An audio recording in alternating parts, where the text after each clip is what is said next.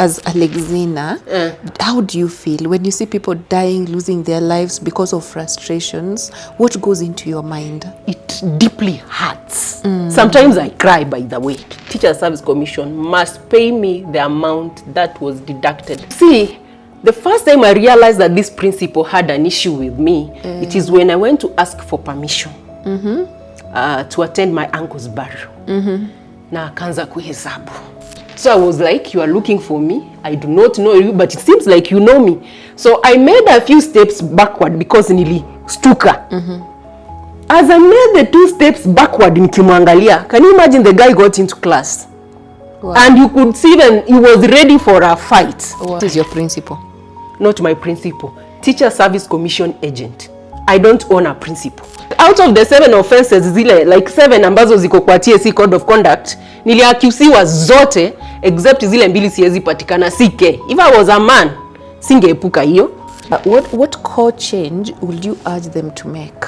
One of them is that we expect equity and equality. That is justice extended to all. Today's episode, we are seated here ready to unveil, to share, to discuss the unspoken truths in our different places of work.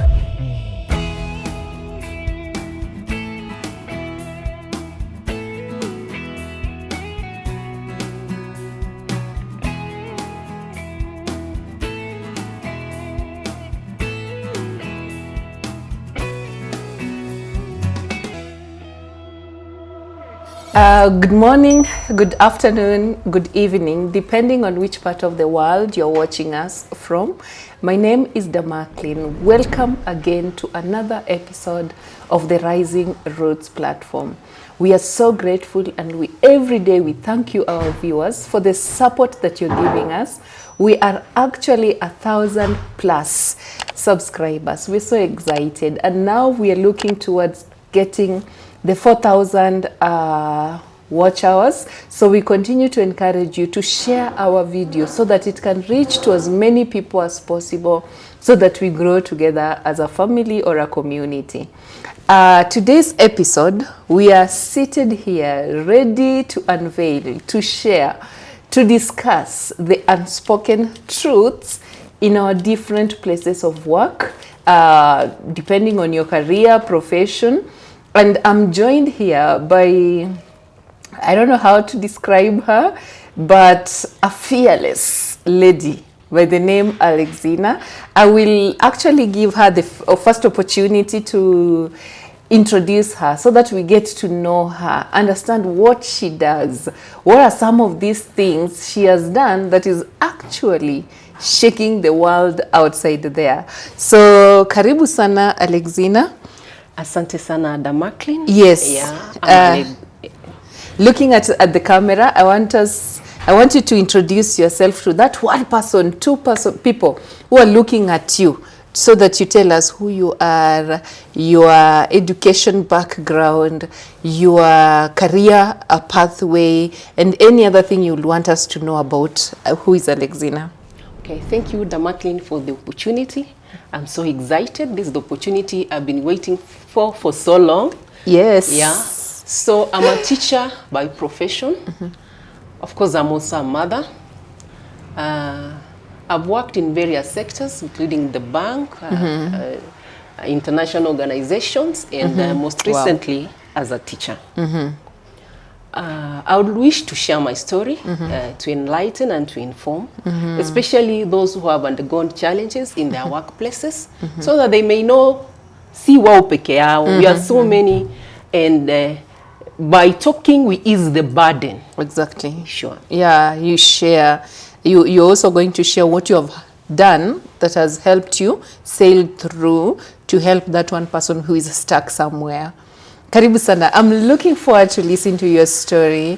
So to our viewers, she has a story to tell. I want you to listen to it. And in case you have any questions, share with us on the comment section, and so that she can actually respond to them. So looking at that viewer again who's watching us, what is the one thing you want them to carry away after this conversation? Life is a challenge, but we must be bold enough to fight those challenges. At the end of the day, we shall triumph. We shall try. Very nice. Well put, very short and clear. Life is about challenges which we have to face. So I will give her this opportunity to share with us a few of her stories. If she is to share her story, we'll actually sit here until probably in the evening. And so she's going just to highlight a few areas that she wants to talk about. And then afterwards, I will pop in with questions just to guide our conversation. So Alexina, feel so free. Share with us your story. I'm so eager to hear. Thank you. Yes. Story yangu ni refu, but I'll try to be brief. It's okay. I joined teaching, I think, with a different perception. My expectations were different. The first shocker came when I went to TSC to fill the employment forms. I was to meet the deputy principal, Nyaduna. Of course, I met her. And before she could give me the forms, she asked for chai. That to me came as the first shocker. I didn't expect that. What followed is that she threw those forms to me after I declined to give her the chai that she was asking for. I filled the forms, submitted, and I was posted to that very school. So I reported to the school, worked very hard, of course, diligently. I had no problem with the then principal I met. That is the first principal in my teaching career. We worked so well. I went for maternity leave. Coming back, I met another principal.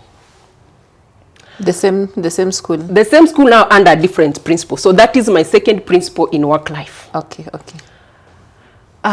Little did I know that this deputy all along had carried a grudge.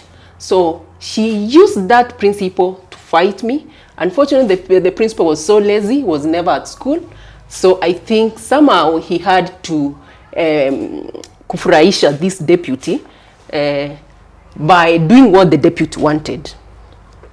So much happened, I was intimidated. Sorry to interject. The principal alikuwa lazy.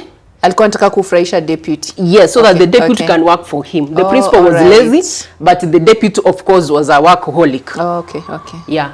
So the deputy achieved her mission through the principal. Kwa sababu deputy hana powers as such. So eventually, so much happened, I was intimidated. Eventually, the board was convened at the school level. The deputy director akakuja akapata sina makosa. Kaniambia nirudi niendelee kudischarge my duties. The following week, no, I think the same week, nikiwa darasani nafunza, someone knocks at the door. I remember I was in 1 East. As usual, you have to walk towards the door to check who is knocking. Then napata mwanaume, I'm like, okay, I thought labda amepotea. So nikamwambia hapana, hapa si ofisi kukule. And that guy akaniambia hapana, I'm looking for you. Wow. So remember, I don't even stay there. So I was like, you are looking for me. I do not know you, but it seems like you know me. So I made a few steps backward because nilistuka. As I made the 2 steps backward nikimwangalia, can you imagine the guy got into class? Wow. And you could see then he was ready for a fight. Wow. So nikaharakisha, nikakimbia kwenda kule nyuma ya darasa. And the students realized I was in danger. Wow. By then I was really shaking. For sure I was shaken. And I cried before the very students. I'm supposed to appear strong. The boys wakasimama, huyo mtu akatoka na akatoka nje ya gate na hakushikwa. It means it was something that was well planned. Because how did he manage even to escape na toke nje ya gate? Paka wa leo hajawahi patikana. I reported the matter and I even went to the internal police affairs unit to find out why that matter was not investigated. Of course, I got tired. So after that, I approached the principal. Nikamwambia, there is no way a stranger can come to class. I don't even stay here. Hakuna mtu ananijua hapa. Sijawahi kosea mzazi yoyote. Then this probably, you know, at that moment, akachukua barua, kasign, kanipea. I was green. Sikujua the principal has no power to interdict me. So simimi, I proceeded home. He actually did interdiction. You were interdicted. It is a fake interdiction because a principal has no power to interdict. So why? What was his reason? Because from the I story, think you're the one who was being targeted. Yes, the deputy hakunitaka. Like the deputy, it is the deputy who was fighting me. Actually, it is not the principal. So what was the main offense? Zilikuwa mingi. Like out of the 7 offenses zile, like 7 ambazo ziko kwa TSC Code of Conduct, niliaccuseiwa zote except zile 2 siwezi patikana CK. If I was a man, singeepuka hiyo. Pia embezzlement of funds. I don't handle money. So everything else kwa hizo accusation, that order they appear. Ndipo nilikuwa nimeandikiwa kwa hiyo barua. Wow. Do you know hata nimeruka story hapo refu because even students walikochiwa wakaandikiwa script na the deputy. Wakafika huko wakasema wameandikiwa. Sijai kosana na student yoyote in the 8 years I've taught na sijai kosana na mwalimu. Lakini principal huwa wananiekelea. Maybe let me ask a quick one. What is this that they feel uncomfortable about you? Like, why will this deputy feel so irritated to that extent? Ulimfanyia nini? After I ask for chai, nilimwambia it was the chai. It was the chai. Wow. Mimi nilimwambia sina chai na hakuwa ameniambia. Maybe someone who's watching na elewi chai. What is chai? I think chai, she was asking for something like money, just corruption. Alitaka kitu kidogo. We call it TKK. Okay. Toa kitu kidogo. Toa kitu kidogo. Yeah.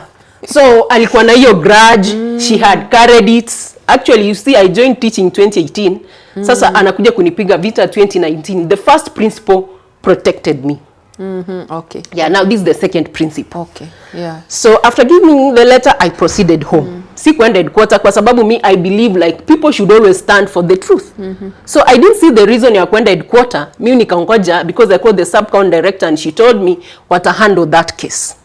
So nikakaa nyumbani and nikaendelea kukula mshahara mimi nikiwa nyumbani. Wow. For how long? I think 4 months. 4 months. Alafu I think the 5th month ndio niliitwa Kiambu, now the county hearing. That is when the salary was stopped. For sure the hearing never sema it was fair because hapo mnakaa na the accuser and the accused. So I didn't expect that this county director angeandika anything unusual, like as in I didn't expect a stamp what the principal had done. So mimi, I never received the suspension letters, but others received. So after a while, I was reposted now to a new school. But still, before I was reposted, I complained to the Teachers Service Commission. Because now I had gone for so long without salary, no medical cover. I fractured my leg, I needed the nini. Okay. Hiyo kesi mara ya kwanza ni kama ilipita. So I had to go to the second time, then nika appeal now. I was listened to, and the case, the suspension of course was revoked. The suspension was not even there to start with. It was not an interdiction. Yeah, so I was to be paid my amount. So my withheld salary was paid 6 years later after the false interdiction, and 3 years later after the suspension, the interdiction was revoked. So generally, I've worked in 4 stations. Okay, before you continue, during that period, when you were waiting for your allowance to be paid, did you keep checking with them, and what were they telling you? The reasons for delay? I followed up. Not even when TSC was delaying, I also visited other organizations, including Ombudsman, Police Affairs Unit. Wow. Actually, even as an officer was assigned to carry out the investigation. But you see, Kiambu is in Central Region, so you are sent to Nyeri. Okay. I visited also the human rights. There's nothing I haven't done, Damakling, in the fight for justice. I see. So eventually, I was heard. Yeah. And the case or the interdiction was revoked. So I expected that I would be paid my amount promptly. But it has taken so long. Eventually, I got paid. So I've worked in 4 stations. In the first stations, I worked under 2 principals. Both were male. In the third station, I worked under 1 principal, a lady. This one had no much issues. And in my third station, third station, I worked under a lady principal. That is my 4th station where I am currently. Okay. Yes. Yeah, so After I left the second station to the third station, my third station was PCA Kimuka Girls. So I was transferred to PCA Kimuka Girls on medical grounds to be close to home. Okay. So also my expectations were that the environment could be conducive. This one, literally, I was fought from, I can talk of the second week after reporting. Fought again? Over Yes. what? The same You issues? see, I don't know really, I can't really tell what was ailing this, or why this principal chose to fight me. And you see, in our place, we come from the same area. But I don't want to talk about that saying, sababu ina heshima. But when you go to somewhere, you let even things settle. Yeah. Even you learn the few tricks of an area, ndio hata uanze kupigana. But this one did not even settle. All of us, we knew we had just reported. Oh, okay. You see, the first time I realized that this principal had an issue with me, it is when I went to ask for permission to attend my uncle's burial. Na akaanza kuhesabu. Nilikupatia, you lost your grandmother, nikakupatia nafasi. The days you will be away. I'll talk about stigmatization later. You know, so there are things that we undergo and you share with the principal with an anticipation. Akuelewe ndiye asiwe akikuuliza maswali zingine. Then they use them against you. So they use it as a weakness. For instance, akasema the days I'll be away because of sickness. Imagine, how will you feel? Not understood. But mine was so simple. I told her, Mimi, mine is to inform you that I will be away. You'll say yes or no, I'm going. Yeah, mine is to inform. Hana power ya kunyima mwalimu nafasi. Hiyo tuko protected. I'm entitled to ask for permission. But your choice to give it to me or not lies with you. Hiyo ikaisha. Mkamaliza aje? Nilienda. Without her permission? Permission anakupea ya nini? Nili ask for permission. You informed? Yes. And you walked out? Yes. I informed her and nikafuata hata na message. So she cannot deny si kuomba nafasi. Wow. Na hana power ya kunyima mwalimu nafasi. I'm not mad to come to you to ask for permission. You did your responsibility. Yes. Hiyo ikaisha. Kulikuwa na tuvita ndogo ndogo kwa staff meeting, anasema I'm indifferent. Sasa the crown came. We were having a practical preparation for KCSE 2023. In fact, nilikuja mapema sana. Hata sijui ni shetani alinituma ama ni nani. Kuna maziwa HOD alikuwa ameitisha a box per session. So ikafika, tumeanza nini, lunch ikafika, maziwa ikakuja. But sasa haikukuja kwa box, ilikuja kama imehesabiwa, I think 6 or 7 pieces. And as you know, as usual, watu wanaanza ku discuss over vitu zenye hazina maana. Kumbuka tulikuja ku prepare practical. Sasa story ya maziwa, the HOD anasema mimi nili order maziwa box, lakini maziwa imeletwa ni 6. Yeye mwenyewe akaenda kuleta maziwa, akaenda ku request for more milk, akanyimwa. So that school haina facilities enough. The same table tunafaa ku prepare practical ndiko na maziwa. Hii discussion ya maziwa inachukua time. It is getting late. Mimi nilikuja mapema. So nikawauliza sasa, kama hamtaki maziwa na hamtaki kukunywa, time inaenda. We will not be discussing here about milk. Na tumekuja hapa ku prepare practical. So what plan do you have about this milk? Mnakunywa ama nirudishe? Wakasema hatukunywi, rudi. Mimi nikabeba maziwa nikarudisha na practical ikaendelea. Nikarudisha huko penye ilitoka kwa secretary. Hata principal hakukuwa. Reason ijaletwa venye ilikuwa ordered. No, inaumaliza time. Tungekuwa tumemaliza practical, mimi niende nyumbani. Kumbuka walimu wamekuja saa 8, nilikuja saa 5. Yeah, mimi I have my day is always planned. I see. Nikarudisha and I didn't expect anything much. In fact, tukafanya practical flawlessly. Mpaka ikafika saa 10 sasa wakati pepa ya mwisho inafanywa, hatuna labs. You are supposed to use the same students wapange classes, they use it the following day. Yeah. Ukiachilia watoto waende hostel, utafanya hiyo kazi my friend, kazi ya mkono. So, vile HOD ana sample watoto pale nje, nikamwambia let me go for my car. This is the time now the principal was getting out the exams. Yani tuseme watoto wametoka exam wako nje, supervisors wako, the security wako, wamepanda hiyo gari imebeba van na wamedrive a few meters from the office. Na mimi nilikuwa nakuja nikuje kupark hapo karibu na office. Nikasikia mtu anashauti jina yangu. Alexina! Nikashangaa, kwani leo mtu amegoroka ama what has happened? Do you know, I was ile unastuka kwanza, ndio unajaribu kusynthesize what have I just heard, nini inaendelea. She never waited even for the car to stop. And it's exam session, so you expect silence. And quiet. I'm not even dreaming. This is something that happened during the day, that you can go back to the same institution, get the same, see your exam near neck. They can get the supervisor, the security men, all the teachers, the subordinates, and even the students who are there. So, ile kustuka, nikaendelea kuendesha, nienda kupark. Before I could even park, yule hakungoja hata gari stop. I think the alikanyaga break kupunguza nini. Alishuka kama gari inaenda, akakuja akikimbia. You will see. Wait, who is that? The principal, PCA Kimuka. Why?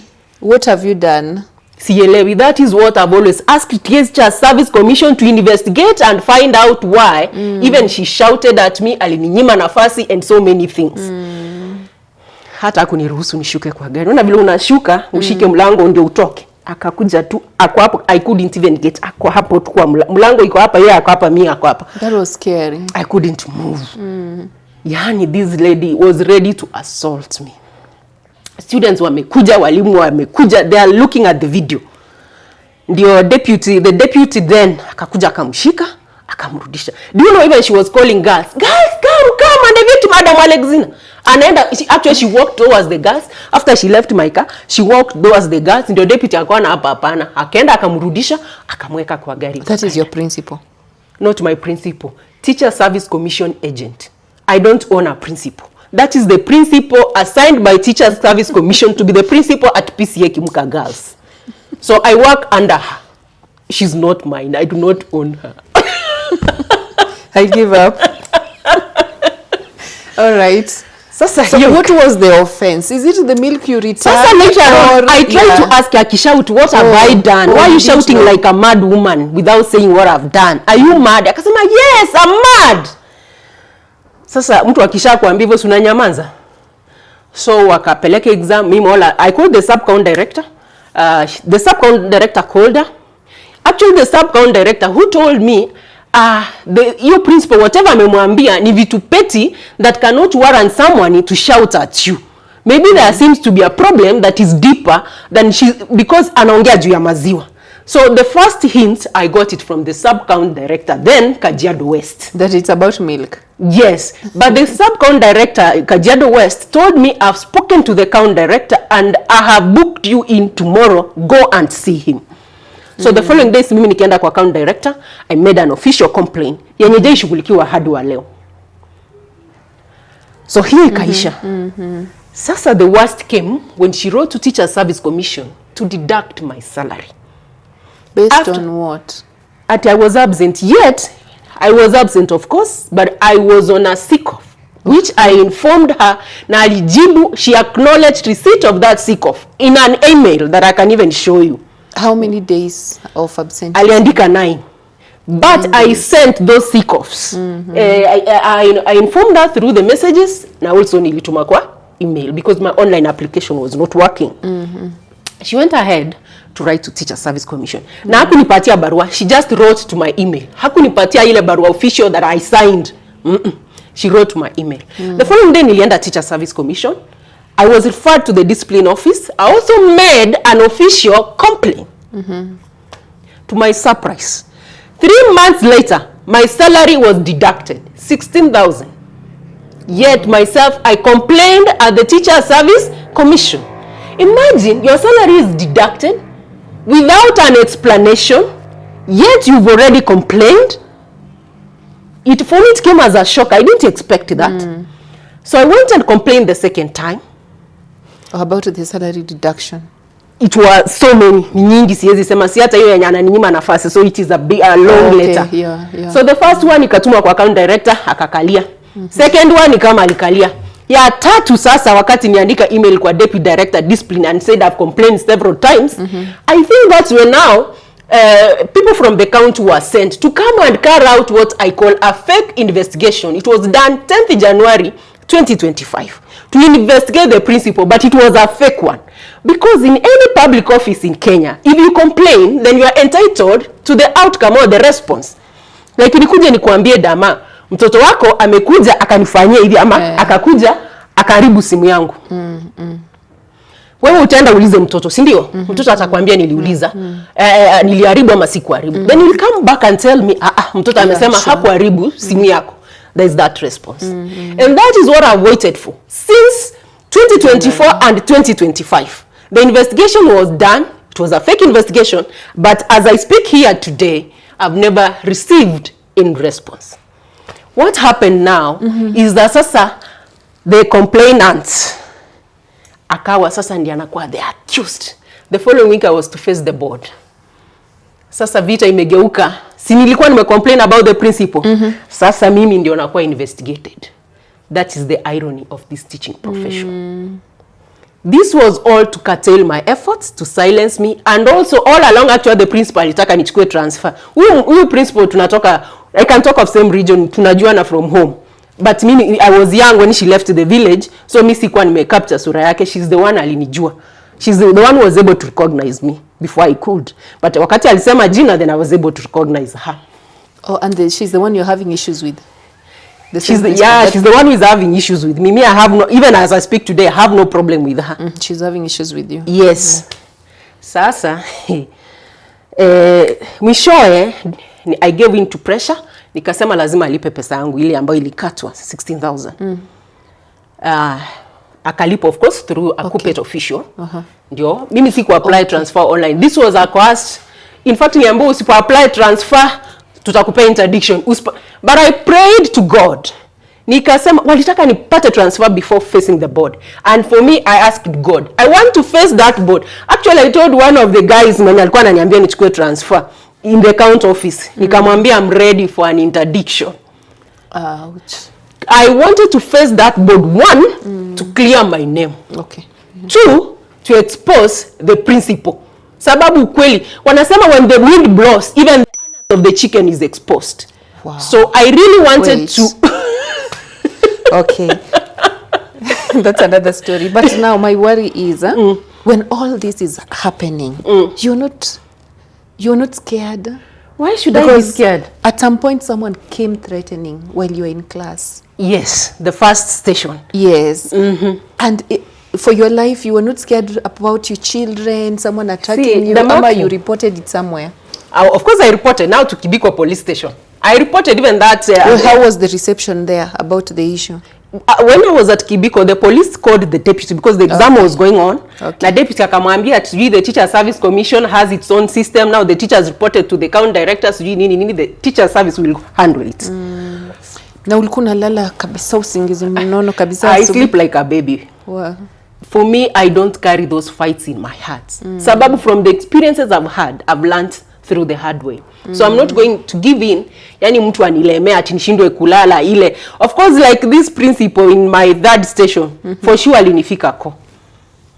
Ile yani, I don't want to, it is, in fact, her effect yake kwangu, it was more even than the second principal. Wow. The one who gave me a fake interdiction. That was a paid all day, by the way. And according to you, all these things, they originate from it is a collision. Okay. You see, when you go to a different school, there's like a story that we always go on. There's like a story. Yeah, because in one of the staff meetings, Alisema I'm indifferent. She knows my story. Oh, okay. She had heard. Of course, she had shared with the second principal.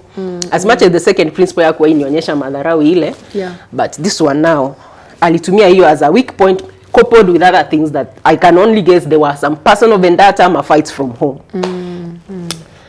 So I gave in. She of course she paid me the amount through the corporate official. Then I went to the news station, but my fight has never stopped. Teacher Service Commission must pay me the amount that was deducted maliciously.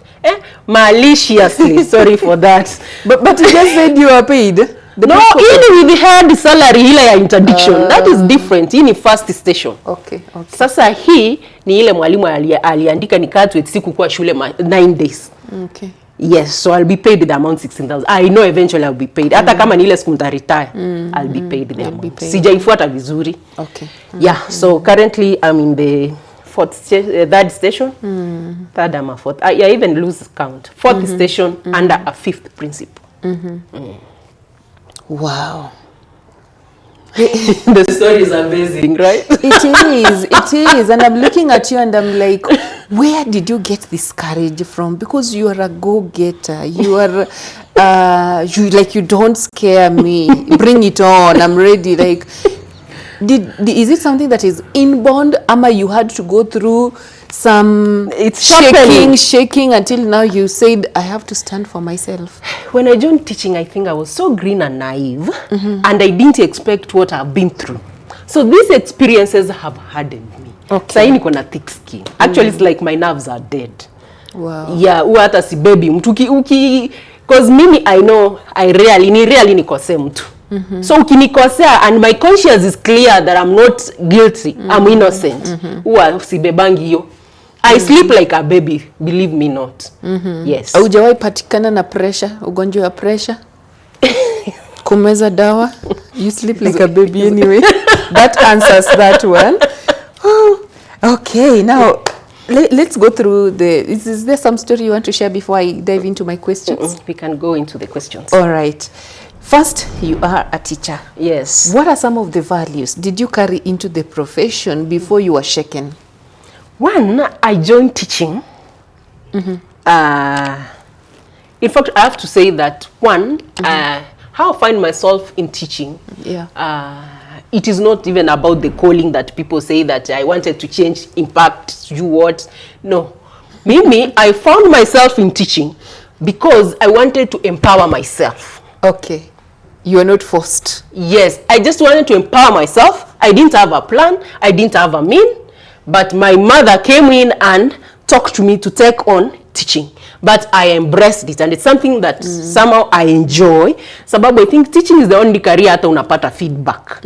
Yes. So when I joined teaching, I came in and all I wanted was to mentor, encourage, and even share career advice. Sababu majority of us tulienda through school, nobody advised us, tukafanya kozi zingine. By the way, my first course is teaching. So tukafanya kozi zingine zenye without a godfather utatembea hii dunia mpaka kiatu ishe. Which ones? Kindly mention. I don't want to talk about it. All right. Respected. Okay. What are the subjects you teach? I teach biology and chemistry. Oh, you mentioned the lab practicals. Yes. Okay. So you got in with the idea to mentor, yes, to assist students, to encourage, and especially to advise them on career choices. Okay, that is now the Office of Careers, huh? Yes, so that they do not make a blunder that I made. You see, kuna courses a poor child anafaa kufanya, haitaji mtu. Unajua kuna mtu ataenda afanya anthropology, sociology, yeye akimaliza anawekwa mahali. Na mwingine you have to either apply, mwingine hata una hizo connections. Lazima uombe, uandike applications. So these kids should go for professions that where their skills will sell them. Wow. Yeah. So looking back into that story, into that life now, would you say so far you have been able to mentor? I have, because actually I have one student. He's a teacher for bio and chemistry from the first station. He usually calls me. And do you know that God works in a very funny way? All along, I didn't know that huyo mwanafunzi alikuwa yani ananidhamini kama mwalimu. But he was one of the students mwenye alikuwa coach na deputy. Na akakataa, akafika pala akasema tuliambiwa tuandi. The student never implicated me. So after he joined the university, I don't know how he got my number, maybe from fellow teachers, because that was a day school. So anaishi hapo. So one day I got a call. Akaniambia fulani I have been for so long, I've really wished to talk to you. Tunajua mwalimu, you really touched my life. Nini have been very fulfilling. Yes, mpaka akasema yani I'm the one who made him choose biology and chemistry as a teaching subject. Currently is a teacher of biology and chemistry. My joy. Wow, yeah. Yeah, wanasema you rather even that one life you change. Yes. It is enough. It's even in Christianity wanasemanga one life that confesses and gives themselves ukiokoka malaika wanashangilia huko juu. That one soul. Yes. Yeah, that is so nini encouraging. That is what I usually look up to. Each and every day I wake up Each and every day I walk into those gates as a teacher. It's like, is there a life I'm changing? Sure. You know? But that is what, sorry, I'm turning this into my your story. my story. That's why I even started this channel. Sure. Because through people's stories, Yes. somehow you're going to help, even if it's one person who will say, wow, I have learned from that. Yes. How did you originally view leadership and authority within schools? Well, that is a funny one because one, I think I'm a person who believes in things being ideal. Ideal, zinafuatana hivi. Yes, yani, I didn't expect some funny characters. Like, I expected the system to be so perfect. In fact, I expected that this, the principals, now my immediate bosses, were people who could be my mentor. Someone I could look up to and say, I really want to be like that one. People of unquestionable character. Do you know, let me say a brief story about the monkey. You see, there's this story of evolution. Wakati the monkey alirealize binadamu wanapigana, alienda kwa Mungu akamwambia, mimi I don't want to evolve to become a human being mwenye anapiga binadamu mwenzake. So from the experiences zangu as a teacher, in fact I was like a principal, because if I'm going to be that principal and intimidate, humiliate my junior teachers that are supposed to be my mentees, let it be. But you can be this one principal who changes lives. You don't have to be like them. Let me tell you, one time I went to the county office in pursuit for justice and to be heard. The statement that was made in that office changed my perception about even seeking promotion within the Teacher Service Commission. Aliniambia, naona you are interdicted. Before anything. Imagine someone tells you you were interdicted, yet you are fighting even to be paid your with the head salary after that interdiction was revoked. So hautawahi toa hiyo label. You will never vindicate yourself kutoka kwa malicious interdiction. Remember here, I was interdicted. I was not even interdicted. But there is that letter kwa file inaonyesha I was interdicted. That was a paid holiday, by the way. But now it is being christened as an interdiction. I have never been interdicted. The principal has no power to interdict. That was a paid holiday. Hiyo ilikuwa karatasi chafu tu. Yani, I think I was even stupid to take that. But you see, we learn from experiences. I have no regrets. And such experiences have taught me to be very persistent when I want something. Yes. So if today you were to walk into an office and be given that letter, you will not take it? Back to the sender. Wow. Now, experiences of silencing. You've talked about the threats, the many threats, your students being blackmailed to go and say something against you. When authority is exercised through intimidation or public reprimand, what impact does it have on a teacher's confidence and sense of dignity? And I like this question so much because in your story, you mentioned that someone came actually into the classroom. And the students were supposed to learn from you, you know, have confidence. They actually saw you shaken. So what are your thoughts about that? One thing I would like to say about that, it also depends on a person. For some, the confidence inakuwa lowered. For some, inakuwa raised. For some, it has no effect. One thing I have to say, for me, it made me develop a thick skin. And also, it made me realize, or rather, it taught me resilience. All along, I never knew nilikuwa na hiyo character ya resilience. It is after I went through the fire, no ni realize for sure. When mvumilivu sana. Otherwise, if you undergo that, unaweza toa mtu wai tu ukimwangalia. Wow. Looking at that camera and to our viewers, what will you love to tell them about intimidation, especially when it comes to it comes from your seniors? One thing is that, first of all, in the workplace, your colleagues are not your friends. Wow. So usiende workplace ukijua naenda kukutana na marafiki. Forget about that. In fact, those are your enemies. So anytime you walk to a workplace, make it clear in your mind, umeenda kufanya kazi, and focus on that. Yes. So intimidation will always be there. So if you face it, just prepare yourself for anything. I feel like you need to explain a little more about workplace enmity. At workplace. Because you're saying your workmates, your colleagues cannot be your friends. They are not your friends. You see, this is a place you walk into in the morning. You spend most of your time there. You Yes. go back to your house actually to sleep. Most of your active life, you're there with your colleagues. Then why again do they become enemies? No, they are potential enemies. Let me watch and rekebisho you. Oh, okay. They are potential enemies, but never view them as friends. Okay. I think when I joined teaching, my expectation was different. But sasa, I know much. Like, one of them is that, usi expect colleague yako akwe rafiki yako. When you go to work, kama umetumwa kufunza, wewe fanya kazi yako. Mind not about other people's businesses. Just do your work. When we talk of this intimidation, do you think it can create stigmatization? Social stigmatization and work stigmatization is always there.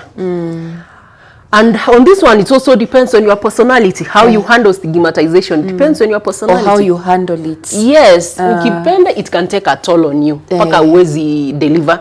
Mimi have never failed to deliver kwa sababu of those frustrations that I've received. Wow. I always deliver perfectly. Do you have someone somewhere who mentors you? Or it is just inborn? Inaitwa innate, umezaliwa tu nayo kwa sababu like most people tell me, yani they want to silence me. Ile yani usiongee, we want a private life. So the private life is yours. Me, I choose to live my life the way I wish. Wow. Yeah. You have no one, absolutely no one you call anytime you're down and you tell them, this has happened. How do I go about it? The only person I can regard as my mentor probably is my mother, but she also loves a private life. History, a limelight, ataki. So sometimes she calls me. Akianza hiyo story ya kujianika, sio kujianika, ya kuspeak out. Hiyo simu ninakata. Hivyo tu. Na hata kama tumeangaliana na nyamaza, I go silent. So anajiongelesha, anafika mahali anaona this guy is not interested with whatever I'm saying. So ana change story. Sasa hizo zinaitwa boundaries. Ushajua kuweka boundaries around you. Wow. You mentioned that again, that someone came threatened you in class. After that, how was your teaching? How was your relationship with those students? No, that was the last class, by the way, I attended in that school. Okay, the following day you didn't show up? No, I showed up, but I never went to class. Like ile uko nini kwanza sini report kwa chief nini yani ile you are living in fear. Yes. In fact, I wanted to leave that station. Even that letter came at the right time because hata sikuwa na nguvu ya kwenda kuambia principal staki kukuja. So when after I felt like hapana sitaenda kukaa hapa, wacha let me go approach him and tell him what my mind is. I strongly feel we are the people behind the attack. Ndiye alichukua barua akafanya nini? Akanipea. It came as a relief, but I was bitter. I don't want to talk about that experience, but unajua mtu anakupea barua, amekukosea na anasimama mbele ya gari yako. A human being is a human being with feelings, so you cannot keep provoking someone and you expect that person to act normally. What did you do? Mind yangu ili race. In fact, nilikuwa nataka nimpime sawa. Nipite na yeye. Wow. How did you manage that? How did you control it? Sasa vile ali shift, by then ali change position. It's like also he read my mind. Wait, so you were actually targeting her? Yes, him. That was him. And after that, after you calmed down, you didn't regret so that? So after I may shift, I think that's when I came back to my senses. But I drove my car very fast. I think that place I used to take like 45 to 1 hour to be home. But hiyo siku, I took a record of less than 30 minutes. How I flowed mpaka nikafika nyumbani, it was less than. You see, your life was also at risk. Very. But I thank God everything happens for good. In fact, kama ingefanyika leo ningekuwa mpaka leo ningekuwa Kiambu. So somehow it happened for my own good. Wow. You know, your story, they take me off a little bit. Because I'm actually shaken from inside, because I'm trying to imagine if I was in that situation, what would I have done? Most people give up. I know teachers who have resigned. I know teachers who have killed, who have died due to depression, wamekuwa schizophrenic, and I know those ones who have committed suicide. The most current was a deputy principal in kuna shule tu. Sadly, was being frustrated as well. Yes. They are not able to fight. You see, sharing also relieves the burden. silence is a burden in itself. When you see this happening as Alexina, how do you feel when you see people dying, losing their lives because of frustrations? What goes into your mind? It deeply hurts. Sometimes I cry, by the way, because one, I've been through that, and that's why it is one of the reasons I've come out to speak out. It is, in fact, that I get the encouragement from, because you see, for me, maybe I was lucky, but imagine of this person, he's a breadwinner, alafu kazi yake inaachishwa tu na hana makosa. How many people suffer? Sababu ya tu makosa ya mtu mwingine. In fact, these principles, wanafaa kulipa. They have to take responsibility of their actions. Mtu anafuta tu mtu makosa hajafanya, mshahara inastopiwa, the family suffers. Mwalimu anajua because they cannot provide for the family. It is so sad. Wow. Have you ever thought of starting probably a program, a project that is external? Yani it's your own initiative where you stand in that gap, because from that story, having mentioned, which is so hurtful, that people die due to depression that has been put into them by other people. Like, I feel there is a gap that requires someone who has gone through, has experienced, someone who is willing, someone who is willing to stand up and say, hey, call upon the parties that are involved and amicably solve it. You know, I feel there is just a gap that has not been filled up. Indeed, there is a gap, and we are looking forward to coming up either with a forum that discusses those issues and goes forward even to offer these teachers help, because most of them cannot even afford the lawyer's fee. So if we come up with such an organization whereby we provide lawyers to the affected teachers, ile wanaita pro bono, then when kama hiyo kesi ita go through and analipa that organization a given percentage so that to keep the organization running. Now let me ask you, union, we have unions for teachers. Don't even talk about those. Those ones, they are in bed with the oppressors. I just told you that I was paid the salary ile yenye ilikatwa out of malice through a corporate official. Now imagine tunalipa hiyo pesa ya union. I think I should go to TSC wanipatie pesa yangu, because that union haijawahi fightia right yangu kama mwalimu personally. Yes, I have always fought. Yeah, because I felt like unions, why were they created? They were created for teacher welfare, right? Indeed. Yeah, so we need to do also, I think also the kind of people, pia makosa ni yetu. We elect people based on maybe tunajuana aje, ako liquid to what extent. Alafu tunaacha yule mtu who can bring tangible change. Yeah, so have you ever thought of vying for those positions? At least not for now. Okay. Kwa sahi wacha ni inform people. Wow. You see, knowledge, information is power. I wish you well. I wish you well. Yeah. Now, I think this question, you've somehow addressed it. Systemic failures. When educators seek support or redress, what gaps often appear in institutional responses? So this is within the institutions, or maybe let me talk about Teacher Service Commission in general. But one thing this profession has taught me, this career, is that the higher you go, the cooler it becomes. Meaning? Sasa mtu kama principal, hata akifanya makosa, okay, kesi yake ishughulikiwi mbio mbio. Okay. Wewe enda hata uguze mtoto hivi. Kuguza tu, labda uliona kadudu na my friend, the county director, CCSO, the sub county, yani utaona gari ya GK. Wow.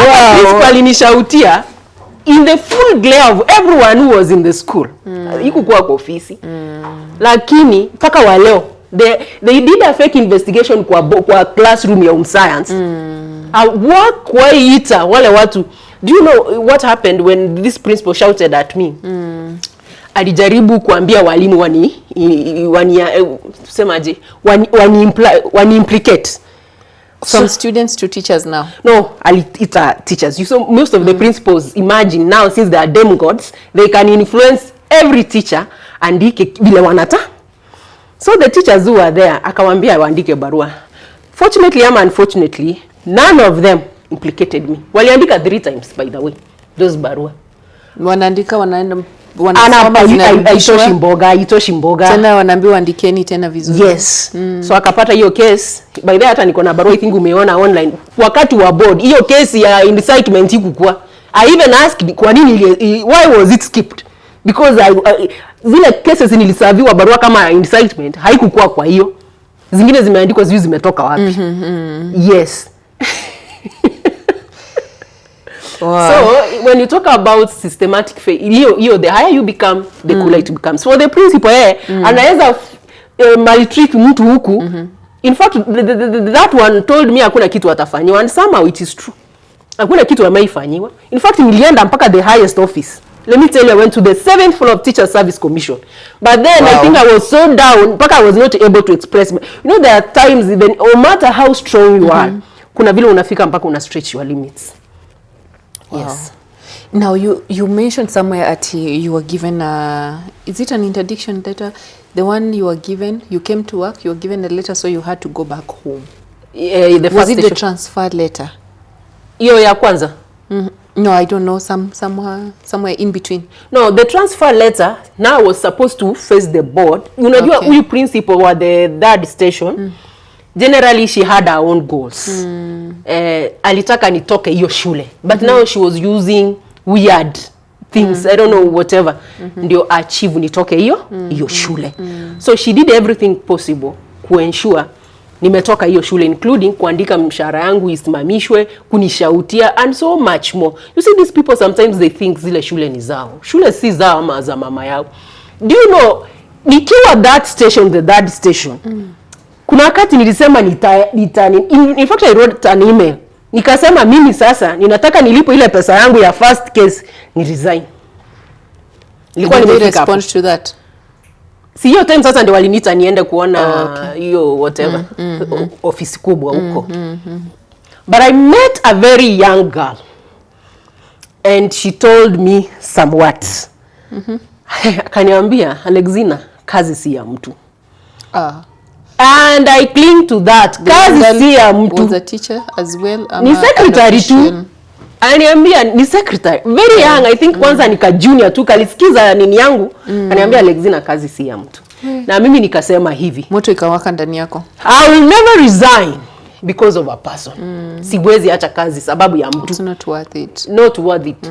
In fact, hata kama hiyo I even rather go to work and work for free just to see that person to see me. Oh, but that is now revenge. That is not revenge. Hiyo ni discourage such behavior. Sababu watu wanajiona yani wanapewa some positions and they want to misuse it. Let me ask you, do you feel there are transfers that are usually given to people just to throw them off because of issues? Not even. It is the reality. What does it lead to? Does it affect you? Yes, very much. You see one thing. And when you're given, I don't want to be vulgar, but you see you cannot teach. Please don't. But you but you see, wherever there is a problem, why do you transfer a problem? If the teacher is a problem, why transfer the problem? You're taking the problem elsewhere. So you cannot cure a problem by transferring the problem. Deal with it. Deal with the costive agent. Yes. By that, you could have solved that problem amicably. When those transfers come, are you given options to choose ama unatumwa tu anywhere they feel like? In my case, after I gave in to transfer, I was given a choice to choose a school of my choice. And I chose a very small school. Why small? One is that I was drained. Oh, you wanted to take a slow on everything. Yes, I wanted just, you see, there's a moment in life you really want some time. It's like unataka ujiite into a meeting and find a footing and ask yourself so many questions. So I needed a small school where I had my time. Did you get it finally? The time you wanted? I have the time. How was the environment there for you? It is good. I've not seen any problem. Oh, that's where you are currently? Yeah, that's where I work currently. Wow. And I have no regrets about it. Yes, you see the problem now with, I think, Teacher Service Commission here, they reward these people, let me call them big schools. They forget that education is broad. in education, there is the academic part, and there is the development in the maturity part. Wow. Sasa sisi wa hizi shule ndogo, tunaekanga effort yetu kwa maturity and development. Kwa sababu academics, you know. You struggle. Sasa, if you make a child develop and mature, we also need to be awarded on that. In fact, if there are teachers who change lives. What do you do to ensure they develop and mature? Yes, the 40 minutes you are given, Yes. you utilize it. You talk to them. You give them hope. And you remind them that intelligence and academic excellence is not a key to success. Wow. That's so nice, huh? Yes. Yeah, that's so good. And that's why I like CBE. Let's hope it will cure some of the problems that we had with 844. And currently I work with students catchment area oni slum. So these are kids who are even exposed to crime. Oh, yeah. Yeah, Drugs. so what they need is not even the academics. It's growth, development, Yes. which you really you support them And with that's why I'm that, there, because I think my motivation for teaching, yes, I teach a bright student, but I know the output ni kidogo. So there is more that you need to siekangi attachment hapo, but I find joy. Why do you think, sorry to cut you short, why do you think systems prioritize these big fishes? Like you've presented a case, but then somehow you said it turned against you. You became the one to be investigated. And again, now. I've never received a feedback. I complained. Why is it that I've never received a feedback? And you even said the higher you go, the cooler The it cooler becomes. it becomes. Why do you think so? One thing if I have to say about that, maybe one thing I tend to think, one thing for sure that is that Teacher Service Commission has one of the best management systems. Wow. But what we experience is what we call management chain breaks. Like if nilete kesi yangu leo kwako, next time nikifall up, I'll find a different person. Okay. And this different person maybe will handle it different, but again you will have to retell your story. I don't think there is anyone who finds joy in retelling a painful story. Two is that some of these employees are friends in crime. And majority of them, even the integrity is compromised. Kuna mtu kimpea pesa, akili inapotea. Yani the integrity anasahau. Inapotea. Money buys integrity. Ulianza ukituambia chai, toa chai. You know, what are some of the inner strengths you feel keep you going even today? The inner strength. One is that I have a very thick skin, but this Thick one skin. I have developed it from the experience. Thick skin. Yes, I have that thick skin. Another thing, of course, the resilience. The third thing is that I always do what you call self-evaluation. Nakaa najiita meeting. So, fortunately, I've never found myself guilty. When I find nikiwa innocent. And this innocent has always given me the strength, even to fight for what is rightfully mine and fight for justice relentlessly, bila kuchoka. Yes. I'm sure you must be very famous huko juu. Wapi? Huko Teacher Service Commission. Yeah. Sijui, but huko nikienda, I don't acha tusiongee hiyo. Wow. No, this is so much. I feel like we are just starting the conversation and I feel like there is a lot we need to discuss. Yeah, 1 hour can 2 hours. I need a month. Looking at the time, we are going to call you again and again and again so that we break these things into sections. Like you can come and handle this, you come and I want to challenge you. Think of starting a movement. It's Sure. a movement you can just start to reach out to teachers. I'm sure they'll be able to support. The reason why I say this, I interviewed some teacher some time back who just started a WhatsApp group, reached out to teachers. There are currently 2,000 in the group because they had challenges of welfare, especially when it comes to burial expenses. So when their union gives them 10K when you've lost a loved one, the 2,000 people, each of them giving, was it 30 shillings? Yeah. It amounts to a lot of money. Over 100K, of course. Yes, we have that the really numbers. supports. So I feel like the numbers can really help, especially when you outline your whatever you're going after. Well, make them understand. I think it will help and fill up that gap. Absolutely. So I feel like let us continue, but now looking at the time, I have to cut short my conversation. Sure. What is one thing you have done to ensure that you are safe when you move around? One is that sisi wote tunalindwa na Mungu. In fact, unaweza jifungia wapi, but kifo itakupata hata the least expected place. Kwenye umejifungia. Yes. So we live by the grace of God, and yeye ndio my ultimate, he offers me the ultimate protection. There is a teacher that is joining. Okay? Probably not only teaching.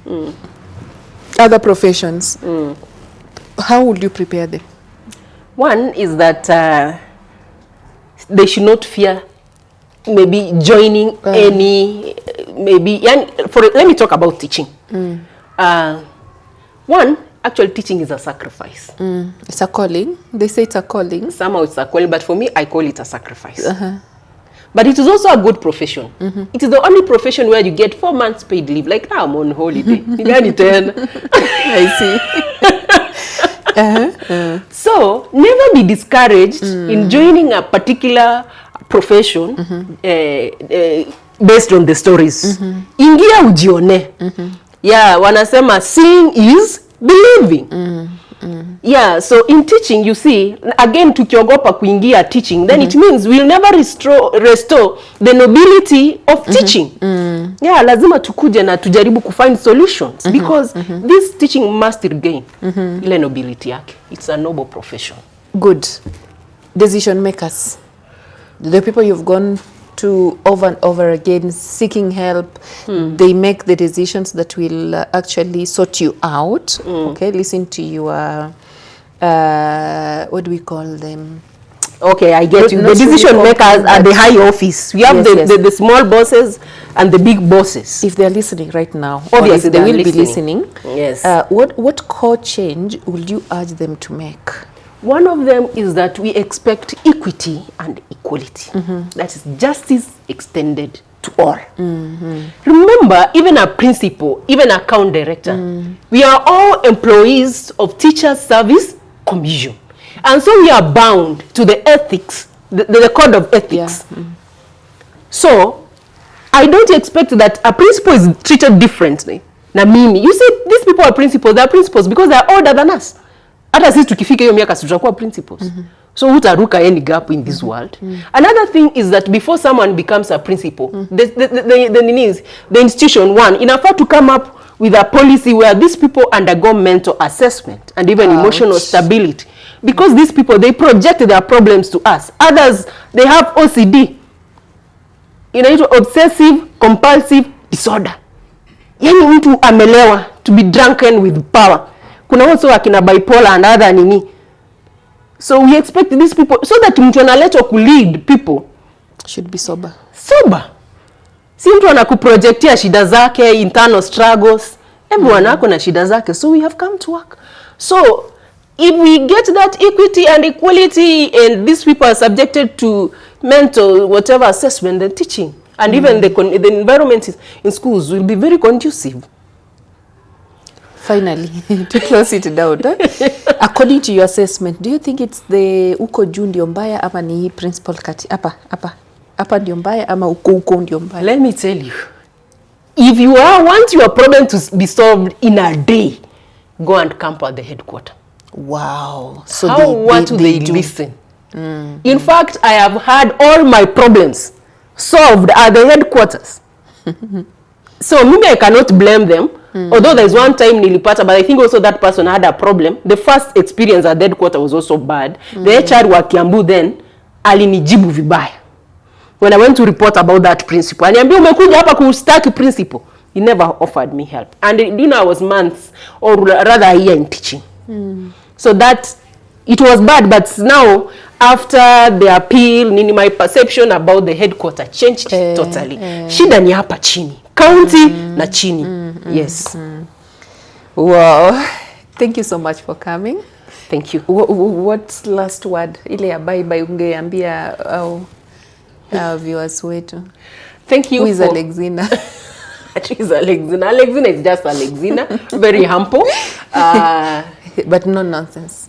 Yes, I'm a no-nonsense person. I'm not a coward. So I would even advise fellow teachers who are undergoing the same to come out and speak. There is power in speaking. There is power in speaking. There is power in speaking. And what are you having in store for us in a few years from now? I start to preempt that. Okay, it's a surprise for us. Sure. We will call you again and again. Trust me. You need to share the experiences inside the classroom, experiences with parents, experiences with the other subordinate staff, because you haven't mentioned any of those, which I'm sure is very positive, because otherwise ingekuwa negative ungesema. Hata singekuwa leo ningekuwa nimekufa. So my support system, by the way. Thank you so much for coming. Asante. It was such a pleasure and an honor to know you, and we need so many people like you who can come out and speak and say their mind with the aim of changing things towards being positive. Sure. Yes. Asante. So asante Ezra, tumemaliza.